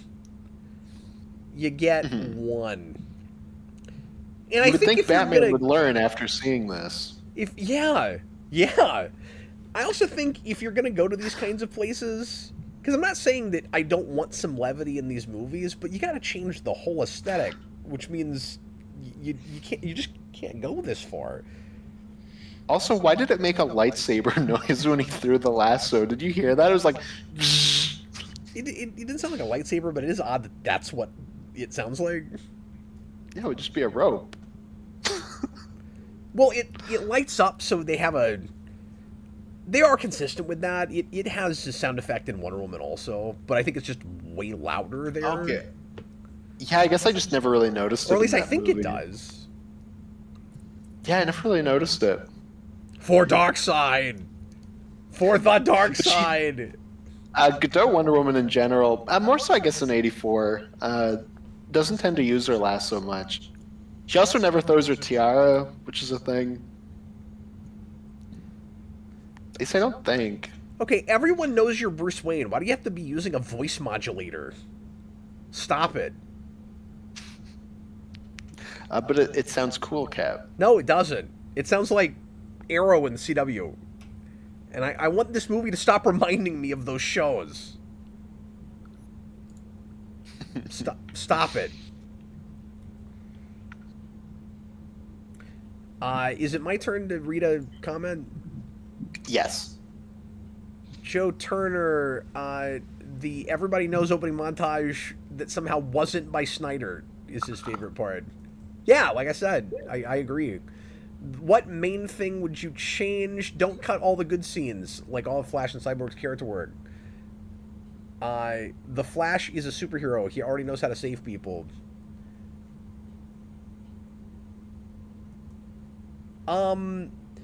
Yeah, but we're all fighting on that, and where I was kind of okay with that idea, like we said earlier. I just don't like the way it's executed. I'm cool with, like, I'm with you. He's got a costume. He's been doing some superhero work, but he's not ready to go up against a like cosmic bad guy. Like he's scared, and so he doesn't know what to do. Like he's overwhelmed in that situation. I understand that. I guess it's funny that he specifically says, I've never done battle, when we have seen him fight Captain Boomerang already. They don't remember that was in there. They didn't watch the movie that just came out last year. No, that is true. Boy, I'm never going to make fun of MCU green screen ever again. But it's the red skies, so you're happy. Oh, that's true. Never mind. I'm good with this. It's wonderful. See, you're happy, yeah. And also, don't make Steppenwolf look like a PS4 render.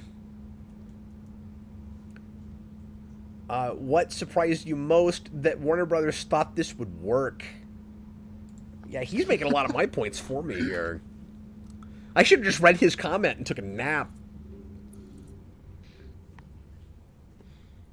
I hope that, any, studio screening of this movie ended like the Phantom Menace one, where everyone was just like in shock. I feel like we went too far in some places.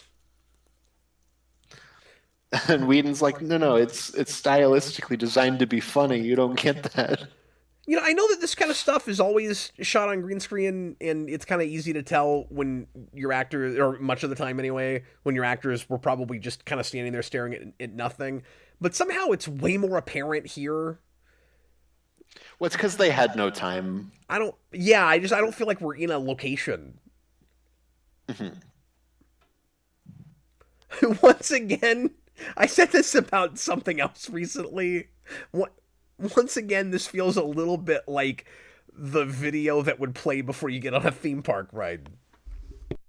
I also don't really understand why Batman's plan is just to die. Oh, I forgot about his kamikaze thing. Yeah, he's like, I'm gonna die, and then the rest of the team are like, no, we're a team. My man. And Alfred's kind of playing the role of Alpha 5 right now.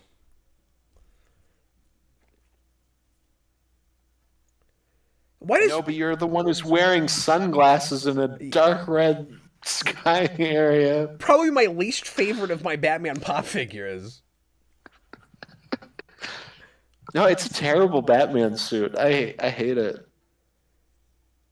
So the idea that he would lighten up some after what happened with Superman, I like. But again, everything's just so 180.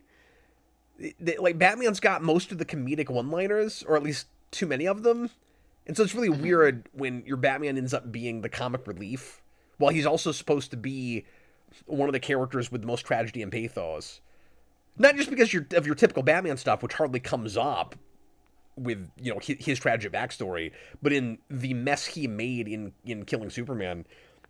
And I guess now it's actually kind of like with BVS, where they're friends now, so all of the darkness goes away. Now it's Superman's back from the dead now, so all that pathos goes away. Well, it is crazy just how Schumacher-y this Batsuit is, and it's not like a Whedon edition. Like the suit in the Snyder cut. It just looks worse because it's lit brighter here, but it looks bad in both. I never thought about it as Schumacher-y. I guess I can see that. The only thing that's not really Schumacher is the sunglasses, but just in the fact that it looks like a toy. That's more so what I mean. No, I agree. I just hadn't thought of it like that. And it's very like silver. I think that's more in this cut because it's just brighter. Well, the other thing that's so awkward about this, and probably a lot of the reason it didn't make money, is because it ends up looking like a poor man's version, a ripoff of Avengers, and the same guy comes in to fix it and turn it into that. So yeah, exactly. Just it having some of the same structure isn't necessarily the problem. Like, I don't mean to be hypocritical, because of course I do agree with people that feel like this started in unnecessarily grimdark kind of plays, but at least it didn't feel at all like an MCU movie. And this is like this Frankenstein monster. I'm talking about that now because of just all the kind of forced banter and stuff. And like some of it's more forced than in other places. Like I want to like Flash and Cyborg together, but I mean I don't like this Flash at all. They're so annoying. Yeah. No, Flash is the worst. Why does Batman have vents on the side of it? Because you were right. You see that? Because you were right that it's a Schumacher suit. Oh, okay. Because Schumacher's prototype suit at the end of Forever also has that. Ah, there we go. Anyway, would you read another one? Oh yes. We're down to the last couple, I think. Yeah, I got two, I think. So Captain Coon, he says favorite scene / moment: Superman's arrival at the end. At the fight against Steppenwolf. Things I'd change: have the film open with Batman trying to recruit Aquaman, having already gotten Flash. And the thing that surprised me, that I actually liked Cavill as Superman. And of course, he's going to come in as a Deus Ex Machina. Well, and because that's like a thing that people talk about a lot with this is Whedon comes in and he's very different. Like he's a very course-corrected Superman, as you said. I think it's too far. I think Whedon's take on Superman is that he's like dumb and silly, but like he goes like too far in that. No, I agree. Absolutely, he does. I'm not a big fan of I'm a big fan of truth. Also a fan of justice. No, I don't like that either. Well, he doesn't have to come in. It's a place where I feel like he's a parody of Superman. Yeah, we don't need Cavill to come in here and start doing a Christopher Reeve impression. He needs to have his own take on it. And he can be more, a little bit more stoic and still have Superman's value system. Like, I don't even mind him starting at a more conflicted and jaded place and then coming to something akin to the Superman we all know and just having a sort of different attitude than a Christopher Reeve or something. Like that's all right. I'm just saying he could be a little more serious. Yeah. Yeah, it's too much of a flip. And I Don't Not is one of the most awkward things I've ever seen in a theater. I knew you didn't bring me back because you like, ah ha ha. Thanks for resurrecting me from the dead. And then Batman goes, I don't not. The last time we saw you, you were like, if there's a 1% chance, bro. Like, you're not at all the same character. And I get, like you said earlier, he can change, he can kind of come to that, but he's just a joke. Oh my god. Well, that line's worse because Batman said it. Yeah, so you have to hear. So you have to hear like, I don't know. Yeah, because he's still got a stupid voice modulator. Like if the Flash said it, you'd be like, well, that's just a thing that the Flash would say in this movie. Like, of course. Man, could we like watch a movie? Anyway, okay, great. $5 You don't super like this chat. YouTube skit?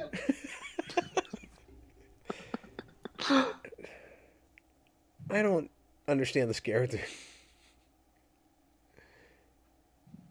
Okay, great. Warner Brothers, after watching this cut, it's good. You know what? Better than good. It's good enough. It's not, though.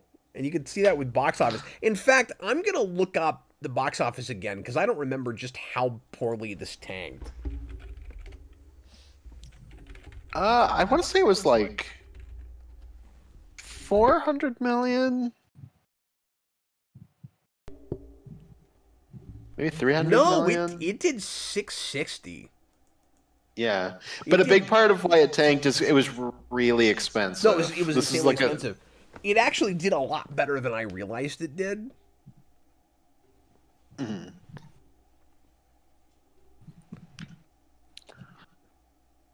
And so it doubled its apparent budget, but I don't even buy the $300 million budget. I think it was more than that. It had to have been inflated past that. Mm-hmm. Yeah, for sure. I mean, Snyder made a 4-hour movie. I guess he made a movie that looks like I guess it makes sense with inflated Hollywood budgets. Mm-hmm. BVS made close to 900 million. Shut up, Superman. Yeah, seriously.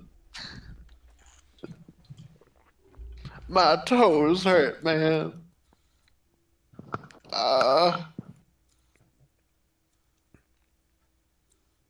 We're just trying too hard. Like, no one's with you with any of this. Oh, I genuinely forgot Steppenwolf was still alive. And I don't he gets like eaten by parademons or something at the end of this. Like, part of why, of course, all of this is super awkward and tonally weird is because you're thinking about BVS before it, right? But I think even if you showed this to someone that hadn't seen any other movie in this universe, it doesn't work. Mm-hmm. Like, I think it still comes off self-parody. And yeah, some 100%. of that is probably just, like, aesthetic and costume design and stuff, because why would these be the things that you would do for the, like, more cartoony material we're getting? Mm-hmm. So, like, surface level, that's a little part of it, but I command you! Why is the Flash doing, like, a Playboy shoot? We just got to him and, like... Don't eat me! I'm a Shakespearean actor! I think the only thing that changed with Superman coming back to life is just now that he has freeze breath. That was the consequence? That seems like a good thing. That was the consequence, Oh, yeah. All right. I see. It just occurred to me that Steppenwolf sounds almost exactly like Ivan Ooze, and I never had that thought before. He sounds like if Ivan Ooze was trying to be really Shakespearean. And he's a Game of Thrones actor, I think, is the guy that plays. They're doing so many poses for cameras that aren't there. Like, they pose a lot. Do you remember the ad that used all this footage? And they made it like a Super Friends thing where they had like Super Friends text that was like, the DVD for Justice League is coming out. Do you remember that? No, I don't remember that. Yeah, I'll send it to you so you can watch like between shows. It's insane. RJ Godzilla, you guys are wrong. I really like The Truth and big fan of Justice Line. It just feels so forced. Again, I'm not buying it Yeah. from this version, and it also feels kind of pandery to the audience, where it's like I'm always kind of like that with the classic Superman lines, where I don't like to see them shoved in. Well, yeah, and it's just too much of a course correction for me, where it just feels like a parody of Superman as opposed to being Superman, which is what I think they're trying to do. It just doesn't come as genuine. And again, like, I don't think Cavill's great at doing that stuff either. Like, I'm not the biggest fan of him as an actor. But like, I'll go further and say I don't know if there is a version of Superman that I would want to have that line. I don't need him to spell that out. Yeah. Like, we get it. That's what Superman stands for. I mean, you can make anything work, I guess, but it's like I This is like the only example where we toned down the comedy in a scene. Do you remember this from the set? I don't. Where Barry's dad's like, "You got the job." Yes! Oh yeah. He like freaks out. It's very strange. Tyler Zayas, it does kind of look like the farm He's from happy. Superman and Lois. That's true. No parents. Darkness. No parents. All important movies open with a black screen. Logos.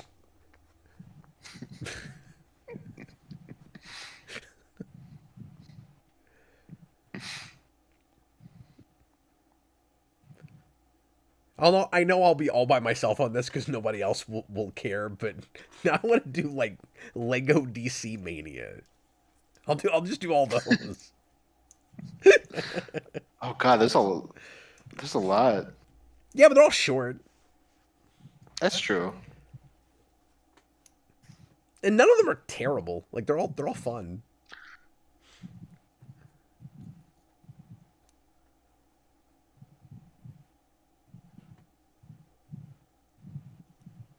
They're not even trying forgot we to fight cut- the Are these the lasso. bank heist guys? That's weird we cut back to that. Or is that supposed to be a different crime? I'm not sure. Oh no, not. Oh no, I guess that wasn't the bank. I guess that's just at the museum. Okay, so something else. I guess that's supposed to just be the movie saying her character arc is now she's going to be out in public.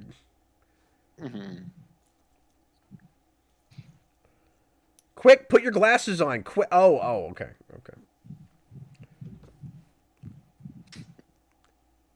He has glasses off for a pretty long time there in a crowd. Everyone's gonna know who you are.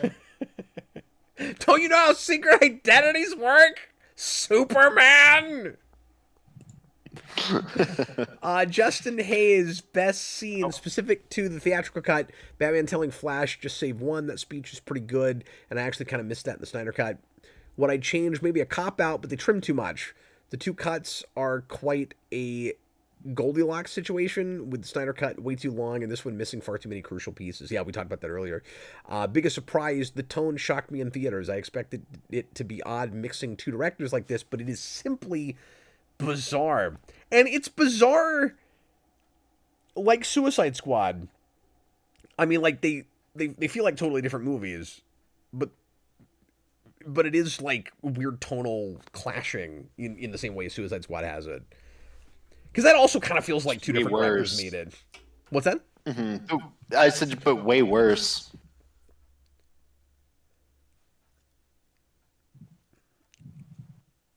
It's kind of worse. It doesn't have the same like weird editing problems Suicide Squad has. No. Being in the day right now, this is weird.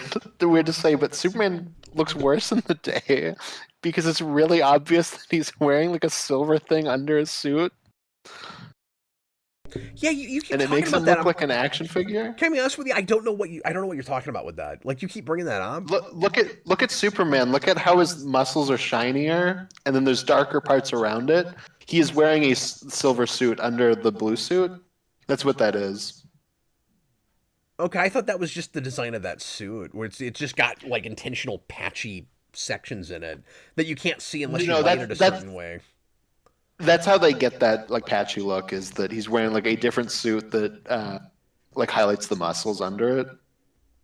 It looked worse in the day there. It looks so bright.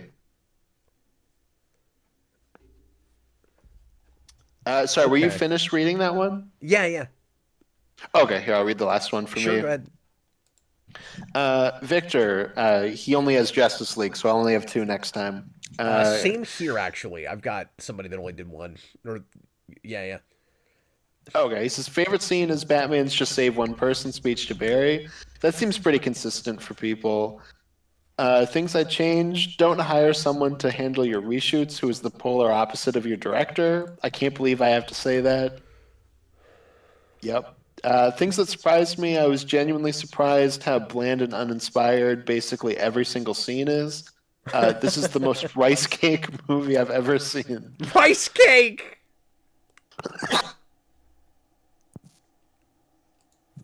Yeah, no, pretty much. I think Konnor popped in for a minute, like earlier, and said something similar. Just how Oh, cool. not Hi, art Connor. this movie is. Writer, I got a couple more last minute here. Oh, okay. My favorite moment was added by Ezra Miller and is not in the Snyder Cut when Flash enters his abandoned storage warehouse. A music video starts playing on the screen behind Bruce Wayne. It's my favorite girl group, Blackpink. Okay. I'm not aware of this. Oh. If I were to change something, it would be to put back the Flash reversing time to save the day, and I liked the original Steppenwolf design.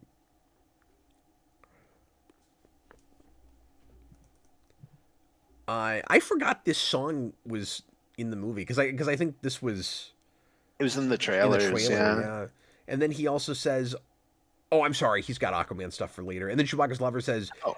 "I'm ashamed to say I liked this movie when it came out. I really liked Cavill in it, and it felt like classic Superman at the time. I changed Superman being dangerous because of Lois and the humor." Well, I can understand why people responded positively to that because it was Whedon kind of like forcing the stuff they really wanted to see before. And so like I think it is real forced and going too far the other way for that version of that character. But like when you're desperate for it, it looks better. Now I will say even at the time in the theater that stuff wasn't really gelling for me. But I admitted last night I probably enjoyed Wonder Woman a little bit more than I would have otherwise. I still think that's a decent movie, but like I probably liked that a lot more just because I felt like we were seeing an actual hero